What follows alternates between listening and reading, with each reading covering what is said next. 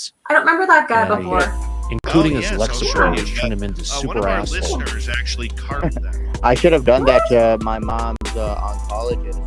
He kept beating around the bush about this new trial drug that could have saved her life, but you know the drug was administered too late and she passed away.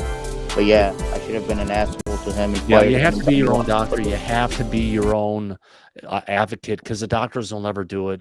Doctors are there to pull a paycheck, help people. And a lot of doctors, when they start getting older to a certain point, the last thing they're going to be doing is investing in new techniques and new ways to do things when they've already got a cash cow, know how to do this stuff. We're going to be booked in and day out for years to come. I see, at least with a lot of orthopedic surgeons, at least in the Pacific Northwest, a lot of them are just, they're comfortable in their area and they don't like going beyond into newer areas of treatment, which is really against the betterment of the patient itself, because the more we have advanced, the last thing when I got my neck fixed, I wasn't going to take a surgery that they created for my parents 50 years ago. Granted, the surgery I had wasn't perfect, but at least it's a hell of a lot better than it would have been if I had gotten a 2-level fusion back 12 years ago. I would have had multiple additional levels fused by now. Now I've got some problems, but it's still maintainable. Not like I got disc surgery. Well, no, that was pretty screwed up, but does what I'm saying make sense, Rick? Teach the kids now. Yeah, it does. Yeah. Were you in an accident? Oh yeah, I hit a car head on. I hit a telephone pole head on when I was 21. There was a lake, and there was a pond. There was a road that went around, zigzagged around the little pond area. So you came flying up on it, vroom, vroom, vroom, downshift, downshift, downshift, do a hard turn to the right, you get flying up onto the next one, you can get flying up fast, but as soon as the arrows at the end of the road hit up with your headlights, you knew to go ahead and downshift and hit it and take off again. It was a real zigzag kind of a thing that was fun. And I went through it one time and I came up for the zig, but when it came time to hit the zag, the signs were down. They were taken down 3 days before and I didn't realize it. There was someone else had an accident in the same place. So I came flying up on the corner, the sign wasn't there. I was like, fuck! Hit the downshift.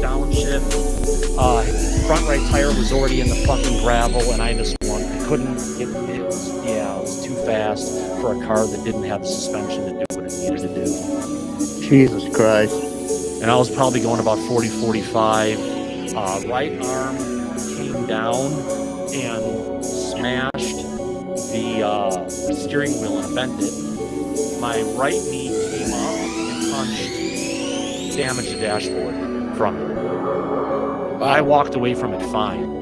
Wow. But, supposedly, and I went to the hospital a bunch of times where I had really horrible, stiff necks, and I couldn't lift my head, and it was just horrible. And they always gave me muscle relaxers or other stuff to send me home, and they never checked it. And it was about 20 years later, after the second time, they wanted to go ahead and operate on my hands for carpal tunnel syndrome, because I kept having problems with my hand, my fingers going nuts, and all these other things that were going on with it, and tennis elbow, and just all these different problems with the shoulder.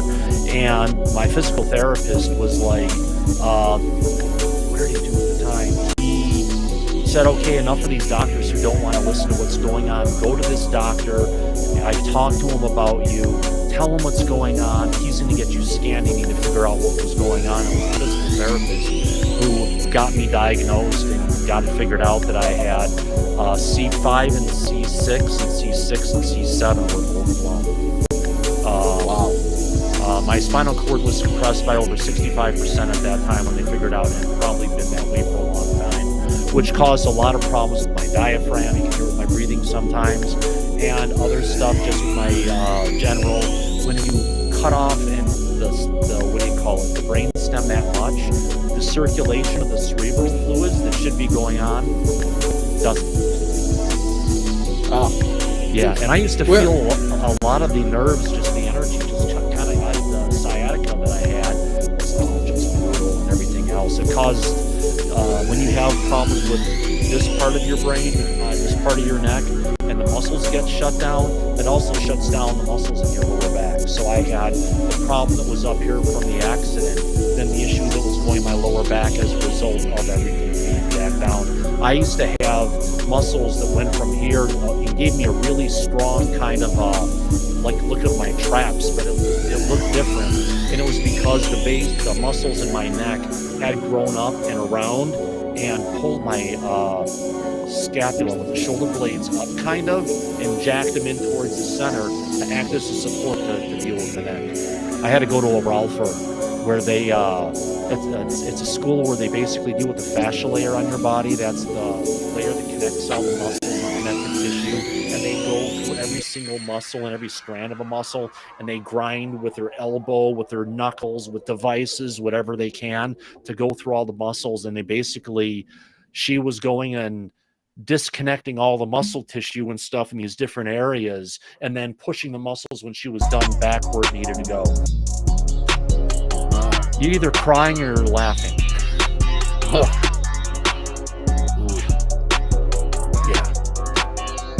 And just go through a bunch of stuff, you learn how to get through it. Did you have surgery on your neck? Yeah, I went down to Cedar Sinai in LA or West Hollywood, wherever it is, and they did 2-level artificial disc installation between 5'6" and 6'7". So basically, it's a ball cut kind of a design that puts in there.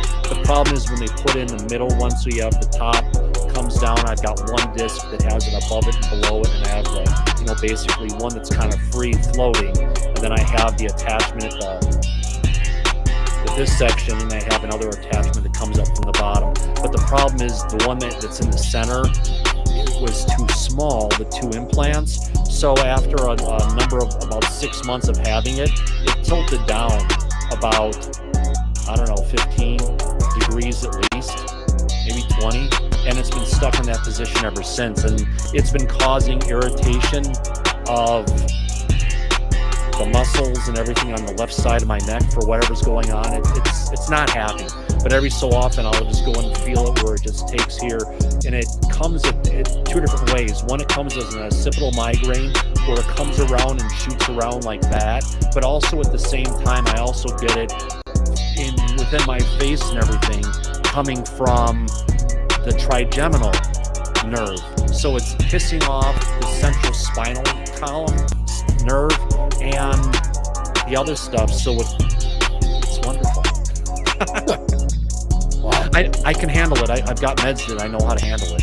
I take a muscle relaxer, a painkiller, and to deal with everything that's going on for the actual muscles and the spasms and the pain that goes on with it. And then I take a migraine med on top of it to go ahead and take any residual migraine that's kicking, because they can come in pretty fast these days, and just shut it down. I've got a certain amount of time where I have to take just 1 or 2, or I have to go to all 3. And rare, maybe once every several years, I'll miss it where I start the meds too late, and then I'm gone for a day, just puking. It's horrible. Oh, Jesus. Yeah, I used to be on Adderall XR for a while, then I quit cold turkey, and I've never felt better. Yeah. Just like Adderall is great and all, but it just gives you horrible headaches. Oh, I never got headaches from it. It helps me with programming and memory so much that it positively let me do a lot of different stuff technically that I would never have been able to do on Adderall, because I'd be going on Codeon, working something, and look at this routine, get into this routine, get over here, change some stuff. What is this thing? Look, this is really cool. Jump over here, and before you know it, you're changing all these different things in the source code all at once, and I've trashed the code, and I've got bugs going on. I have no idea what I've changed. The costs. But writing with Adderall, I can go ahead, jump off, do different things, come back, finish that one, go back to the first sentence and finish the sentence and hit the return key. And I can maintain the whole chain of custody that I had a hard time doing without it. Yeah, Adderall is great for that, especially when you're procrastinating to get something done. I once, on 90 milligrams of Adderall, took 3 Adderalls. What?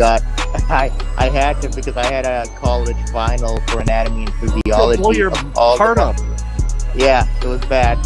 For all the muscles, and I had to memorize every single piece of all the muscles and tendons. There was just so much, I had to take that much just to study it through one night. And once I was done, after my final, my heart was pumping, and I was hallucinating, and I had to go to sleep for a couple of hours. Good luck. Yeah, it was scary for sure. I mean, I take 30s, and 30s were too much. And luckily, last time we went to go get it because of the great Adderall shortage that's going on, they gave me a bunch of 10s, which I actually like better because I have a better control over how much I need at a certain time. I don't need that big boost all the time. Yeah.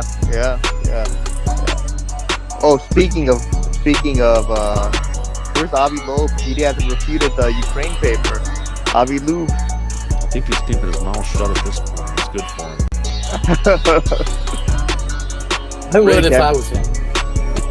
Have you had a chance to read it, Rick? Yes, I have. What are your thoughts on it? Oh wow.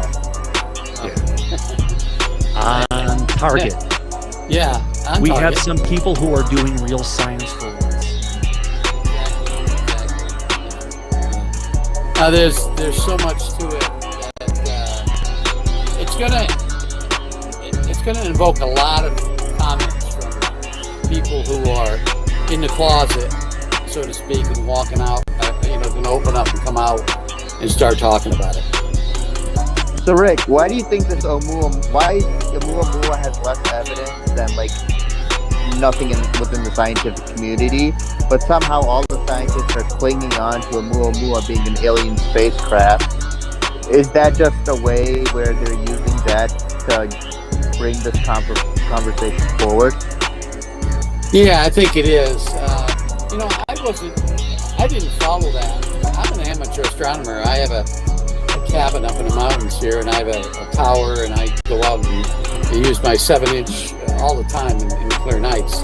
And we get a lot of clear nights here in New Mexico. Hey, Psionics, I'm not sure if they still have it. They got their Psionics Aurora, they're one of their higher end older models for refurbs. They're basically brand new units for $350. They usually go for like $700 or $800. Oh wow, I didn't see that. Yeah. They're great scope. Yeah, absolutely. Anyways, and I looked at it. Pardon? Huh? Yo, there's one for $350 right now from Psionics. Yeah, from Psionics. Yeah, I'll send you a link. Psionics. Dude, my dad is gonna put my house for that. Yeah, I shared the number before. I'll see if I can find it for you, Grandmaster.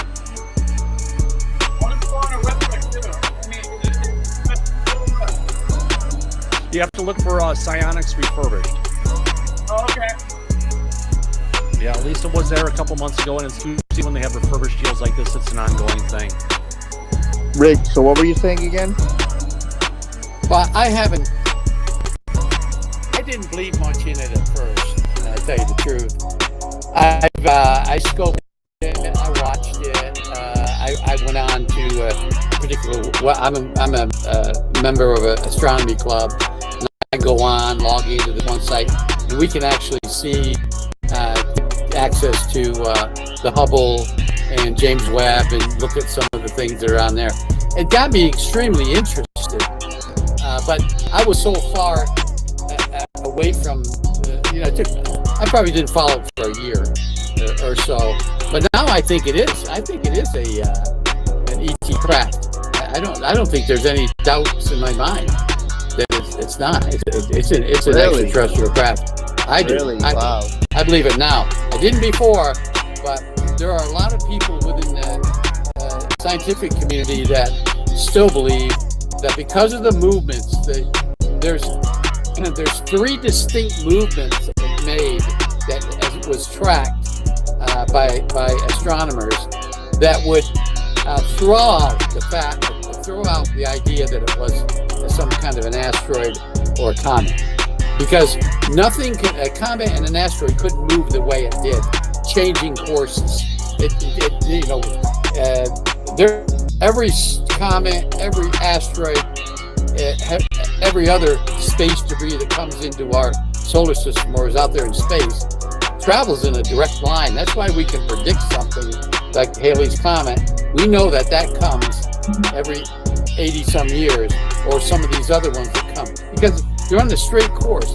They travel the same way. This didn't. This changed course twice. But Rick, why wasn't Oumuamua just demonstrating of the 5 observables, or is that just too obvious? that the ETs wanted to like make it look as natural as possible. I don't know. It's just pure speculation. Yeah, I don't know. Hard to get in the mind of the ETs, figure why they did what they did. I don't know. Well, surprisingly, it looks like they want to be as elusive as possible with humanity for some weird reason. Yeah, it's a possibility. I wish we could penetrate the interior. Now, I understand, and this is going to come out here in the summer, there were 5 remote viewers that got together in over a period of, I think, 3 weeks, or maybe it was longer than 3 weeks. Don't hold me to that, but it was quite a time period where they remote viewed it. Yeah. Did they get Joe? Well, I don't know what they did. I don't know what they found, but they're going to come out this summer on. I believe they're going to speak in contact in the desert. They're not telling anybody, but they're going to disclose it in June in contact in the desert. So we'll have to wait to see. Be so happy, Thomas. Oh yes. Oh yes.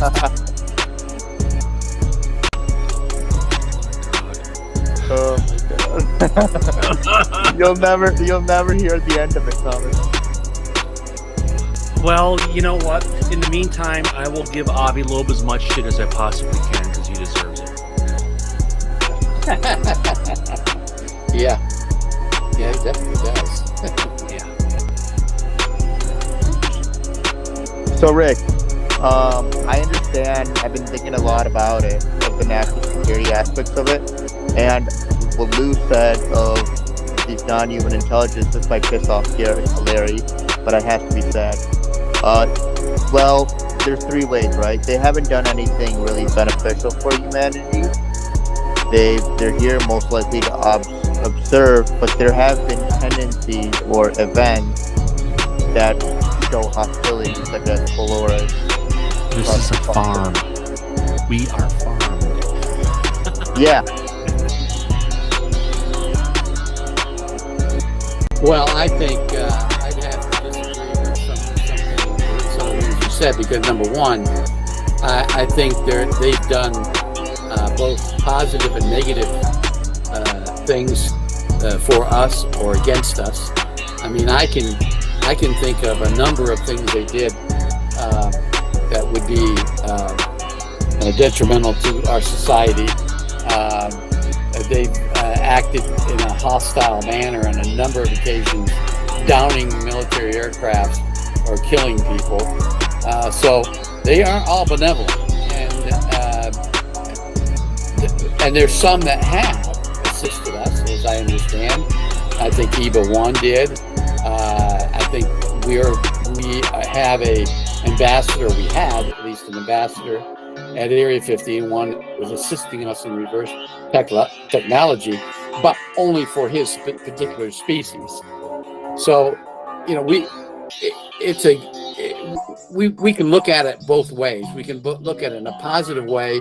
They've done positive things for us, but we're dealing with different ET races.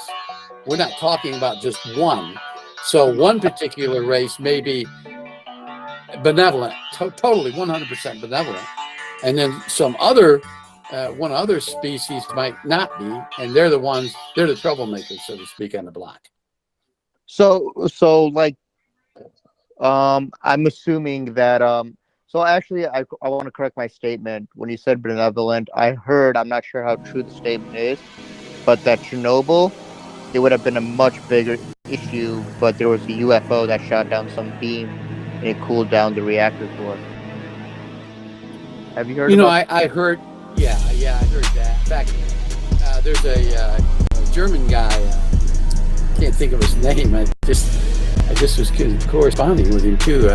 Well, not just back in autumn, but anyways, he has some pictures. There's been some pictures out there on the internet for years showing something strange over Chernobyl, right over the reactor, and a lot of people saying it's an ET craft, or some say no, it's a Soviet military plane. But I've heard it. I don't know if it's truthful or not, but I've heard that story. Yes.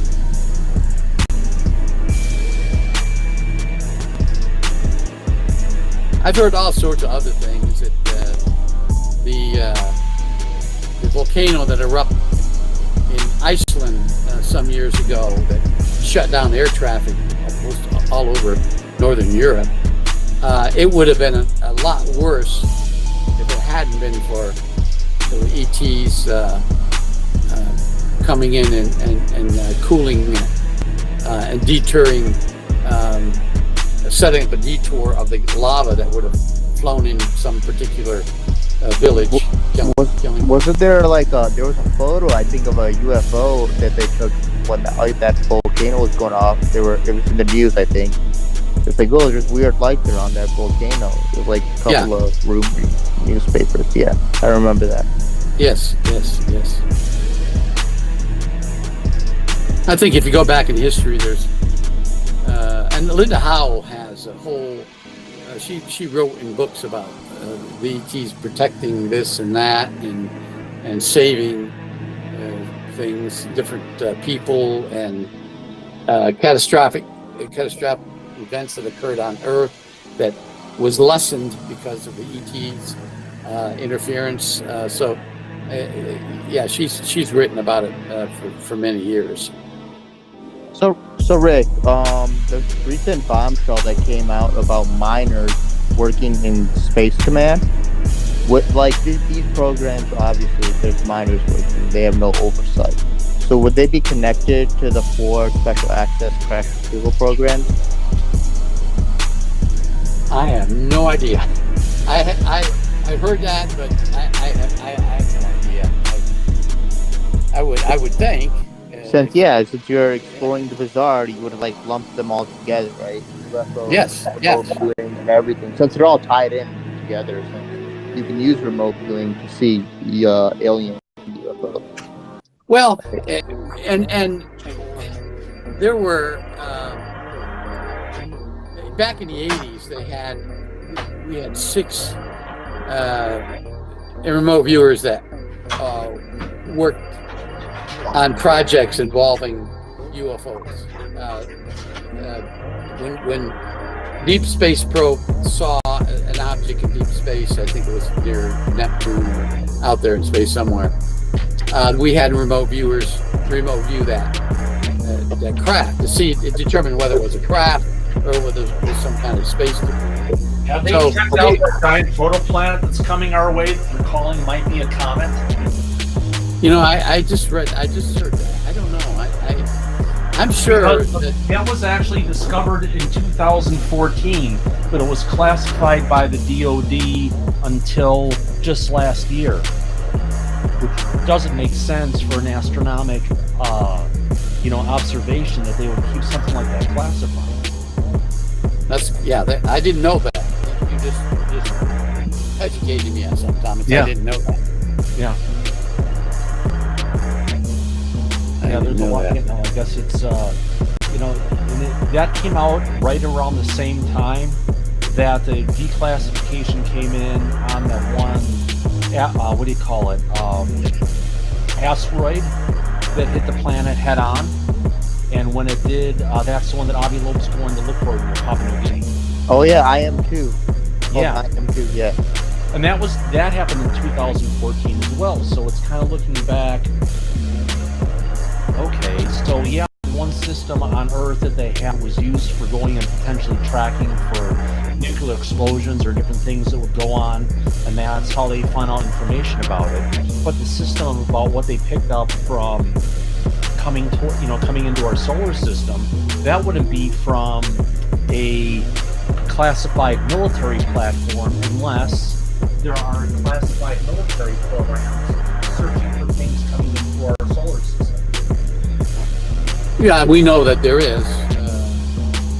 We know that there's a number of different military DoD platforms out there that are doing exactly that. And that backs it up because they classified that. Why they would classify that? Why would that be in a classified data?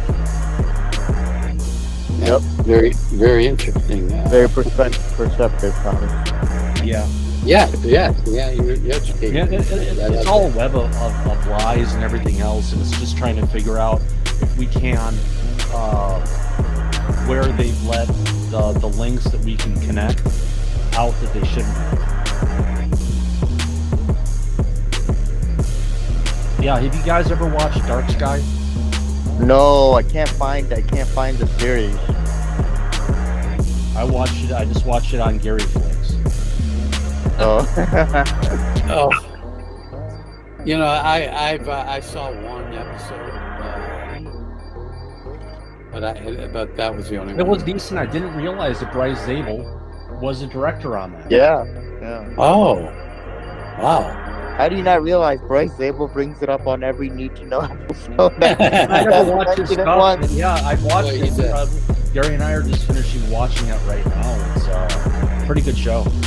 He'll always mention, I was the director of Dark Sky, and during that time in Dark Sky, we talked about this. Yeah, but you know what? What the stuff they covered on that is really freaking on target. Yeah. A lot of the different, it's interesting as they go through time and they bring in different historical people at different time periods, just, pulling it all together and just, at the time, Gary, are you still there? Oh, sorry. I'll fix that right now. When Dark Sky, what year was Dark Skies produced in? Because a lot of the stuff they have out there is was really fringe info that... Yeah. So he had his finger on the pulse back then. Well, he got that information from some Navy admiral. No, I didn't know that. Yeah, some Navy admiral went up to him. Well, no, he didn't get the information, but the Navy admiral went up to him and be like, what you put in the Dark Sky series, a lot of that is factual. We have more information we would like to share with you, but Bryce Zabel at that point was like, nah. Yeah? With good as it is, we don't need to add more. Yeah. Interesting.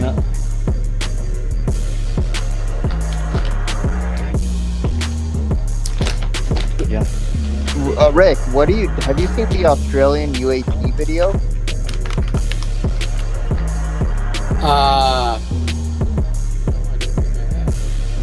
So it's in the outback. So this guy who's mentally challenged was looking at the outback. He was looking at the stars.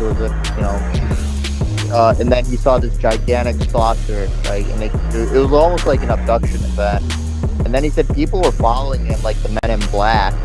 So my question to you is, would NORAD be picking this up, and would they have a space-based surveillance system where they could even track this human being and see him on the ground interacting with this craft? Oh yeah. If there's a satellite in place, they can. Yeah. They have so many advanced technologies now. They have these smaller drones.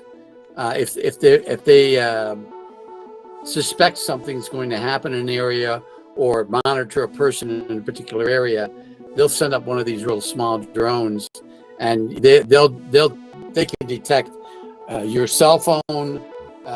They can tap your cell phone, your landline phone. As long as you're somewhere in the open, they can keep track of you. And there's an incident. Well, we're going to do a little. The guy is going to do a whole series on this.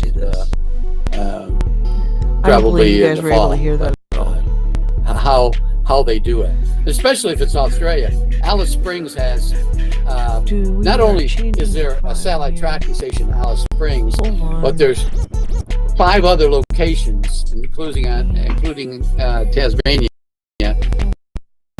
where there's satellite stations around Australia. Grandmaster, good to see you. Rick, last question. If I can get this uploaded, I can share. So with this Biden's interagency task force, is it classified in the procedural? Is it classified because they're afraid to tell the American people that if they see UAP, there's nothing we can do about them. It's like true UAP. Pretty 60s. Yeah, I don't know. Everything's classified, and unfortunately, I don't have access to any of that anymore. So, I'm not sure what they would be telling. I know we do get bits and pieces from active intelligence officers who leak stuff to us, and there's a program right now that it's going to be. I think at some point in the very near future, it won't be classified anymore. But there's a classified program now where they're tapping into every single agency, non-intelligent agency within the government. Department of Agriculture, Department of Interior, Department of Commerce. They're going to be tasked with collecting some information, like for instance, Forest Service officers, the law enforcement officers that patrols the forest, federal forest lands. They're tasked now with collecting information about lights in the sky and things like that. Yeah, you would imagine, because that's where a lot of the 411 missing reports come from. Exactly. BLM enforcement, U.S. Park Police. They're all tasked now with a collection of data. Anything pertaining to any kind of lights in the sky. It doesn't have to be a UFO or UAP, but if they see lights, that feels a lot like when I use my Alexa. Say, hey, I just saw some object land over there in that field or over there in that forest. They have to investigate it and things like that. That's totally me and my Alexa. So do they immediately have like Odyssey hotlines with to the modern United States Air days Force was command, definitely like the different. general or Imagine something? today. If there's like a crash fuel or something. I mean, you wouldn't probably know about now, that. right? Where they're No, I'm sure if there was an actual crash, they would notify their dispatch center, and I'm sure the dispatch center would immediately notify the Air Force. We just saw was HAL 9000, right? The AI system. Yeah, I'm wondering when FEMA is going to get involved. That'll be very interesting. And we have these voice I think they activated probably AI already are. They're a government.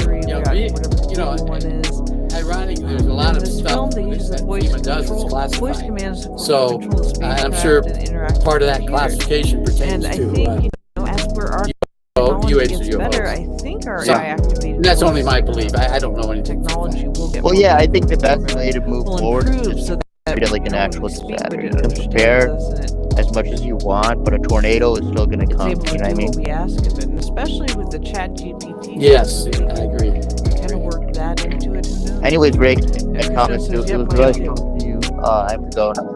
I'm continuously. Okay, you have a good evening. Thank you. I not to be mean to her, but I'm continuously like, why don't you understand me? I'm gonna head out too. Yeah, same here. That voice activated Yep, technology as well, Rick. And I'll get back on.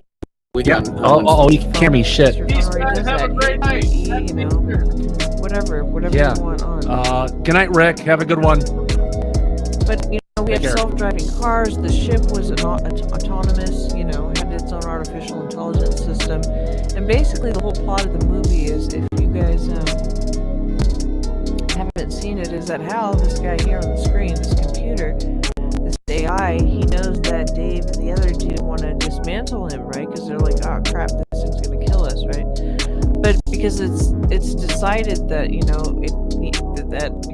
it's self-preservation, it's gonna kill these guys so they don't kill him. Christian says if he would have just reasoned with HAL, he might have had a chance, but he didn't. He's just like, I'm gonna do this.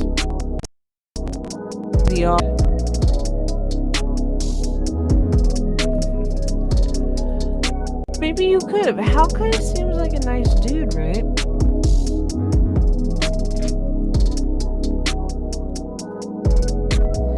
So, do you guys think? Here's a question for your noodle. Do you think real-life technological advancements influence science fiction, or does science fiction influence real-life technological advances? Oh, Skynet, yes, thank you. Good evening, Brian. I was just talking about how we have to watch Paycheck a little bit earlier for the next show. Skynet wishes you well, hopes you well. Yes, Skynet.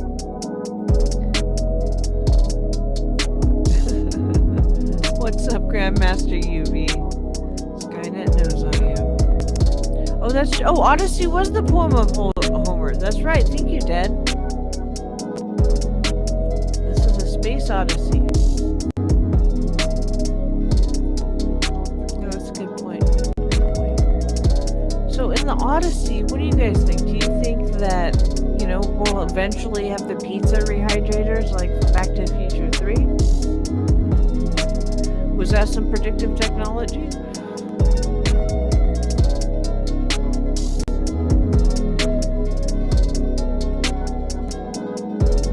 But since Brian said Skynet, that's going to bring me to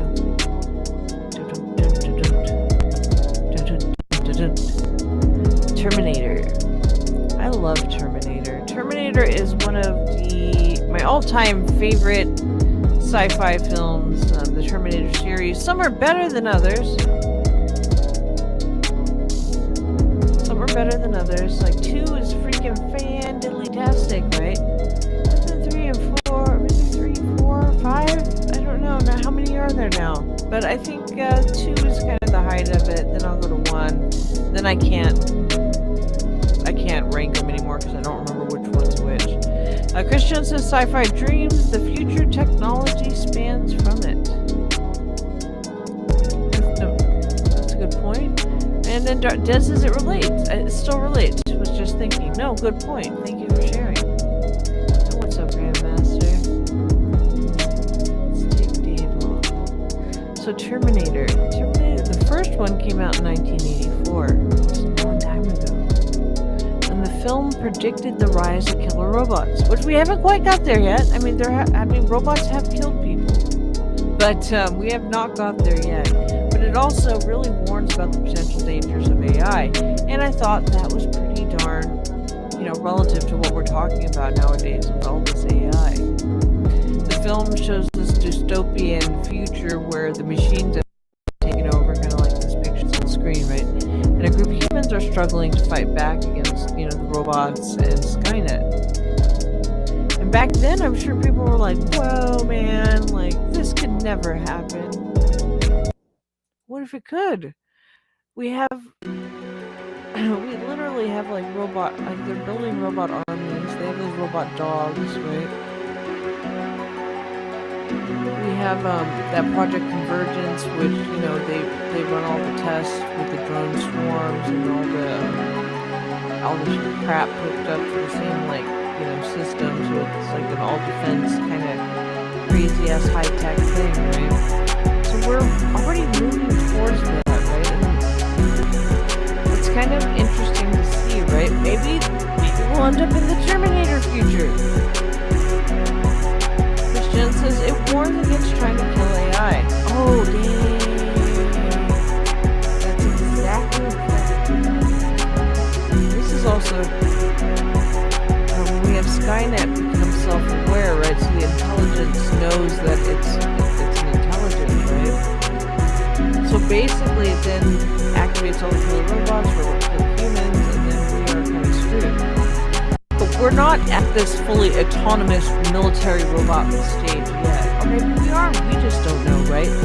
But it's not so far-fetched. We have a lot of drones, a lot of unmanned vehicles, unmanned aerial vehicles, underwater vehicles, unmanned land vehicles. Now the thing is, we don't have time-traveling robots yet, or maybe we do, we don't know. But this whole thing is, they had to cover this guy, right? This is what it was called.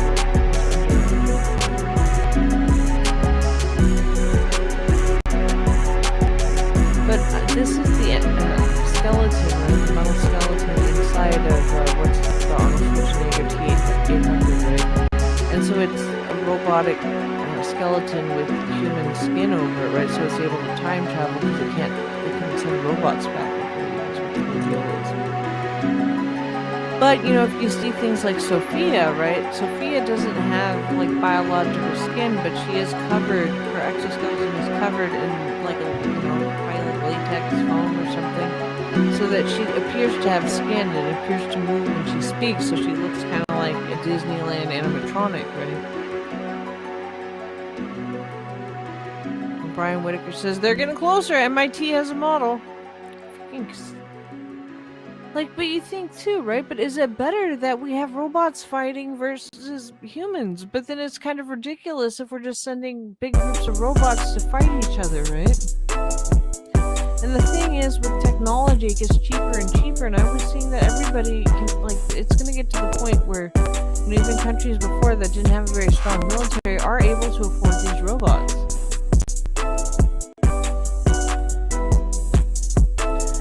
GPK says, I think it's going to become Running Man. I love Running Man. Running Man's a good one. It's got Jesse Ventura in it, too. Everyone will be televised running against the champions of misinformation. Man, we got to talk about Running Man. We do have the funky dancing dogs, which I wish I had a clip of because they're so great when they're dancing.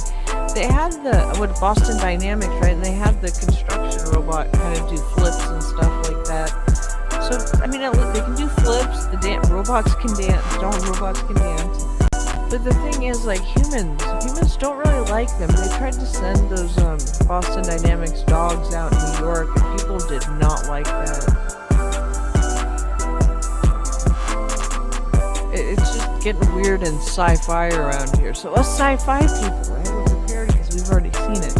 Sylvain says we get closer and closer. So don't make the robots totally prove hostile. But what if they're going to pretend they're not hostile until it's too late? Until it's too late. Like, we've already seen, they're starting to implement robots, like, you know, in some service positions, like as waiters, as cooks, things like that. But I found this article on Yahoo from today. No, I'm sorry, from last week, from March 30th.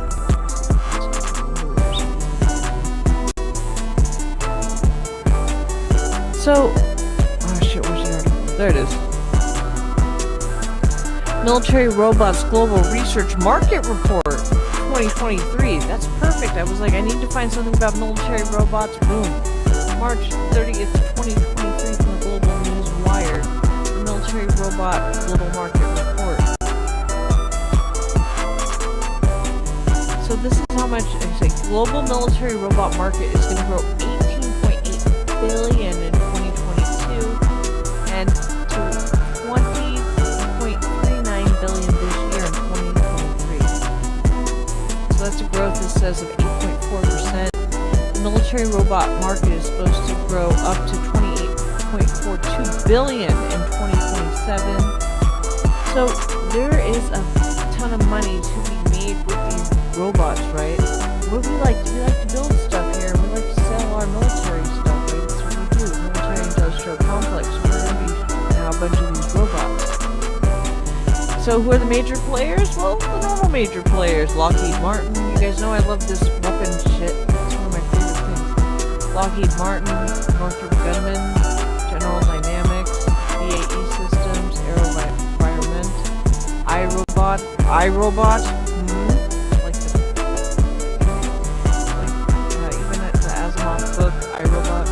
Boston Dynamics, Sales Group, Orbit Systems, a Turkish aerospace industries.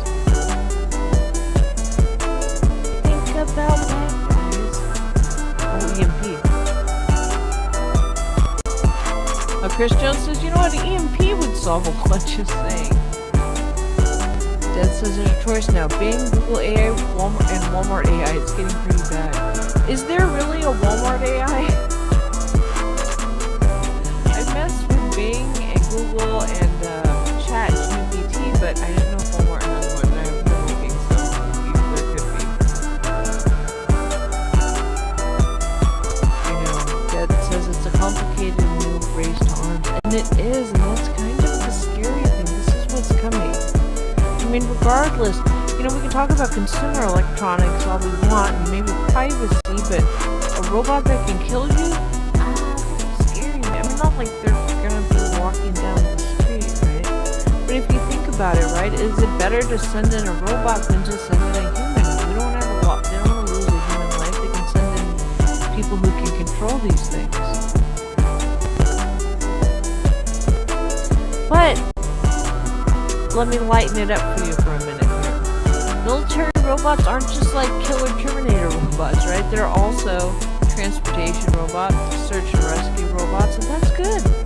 Firefighting robots, mine clearing robots, jobs that we don't have to send humans into. I mean, not like transportation robots would look like, but you know, firefighting robots. You know, we could send robots in, you know, to save somebody from getting hurt, right? Mine clearing, they get blown up, right?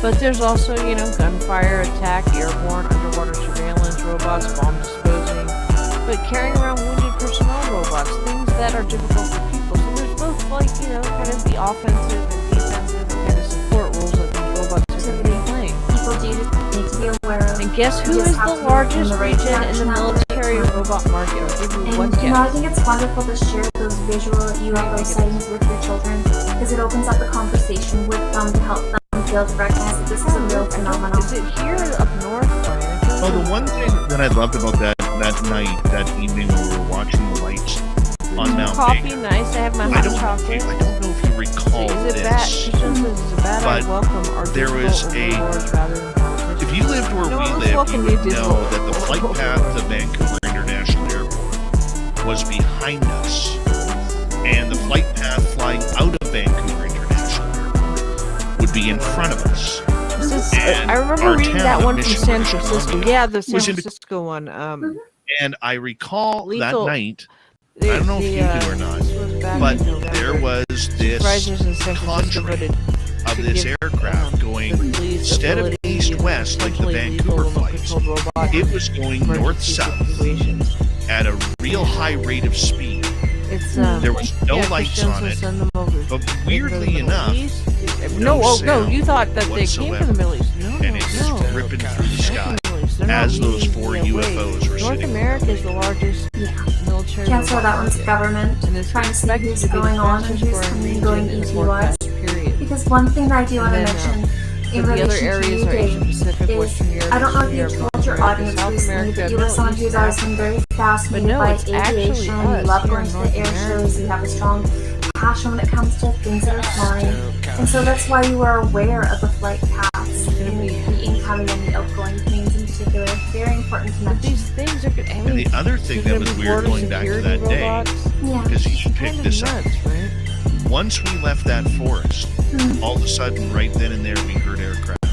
Yeah, we did. It was so quiet when we were having that encounter. I forgot about developed that. economies across the globe. It's like we're in a have acted bubble. as a restraint on One thing you should mention to your audience is when you're having physical contact with extraterrestrials and multidimensionals, they have this certain type of technological capability where it creates almost like a dome or bubble around a small area that limits the amount of ingoing But the thing about robots is a robot doesn't get tired, right? You A won't robot really be doesn't able get to sick. hear A robot how doesn't they get track hurt. it If for it the gets sound hurt, of you your can neighbor's fix it, cars right? coming and It going. doesn't get mental Things exhaustion. that are kind Humans of can only outside the stay bubble. up And for same so thing is long. said for Humans the can only outside the bubble and beyond think about see this what's too. The happening robot's within. not going It's to a get really trauma interesting from thing any that of we these do. things, but a human will. You know, this led to September 30th, where of 2014, where So- I was taken that night.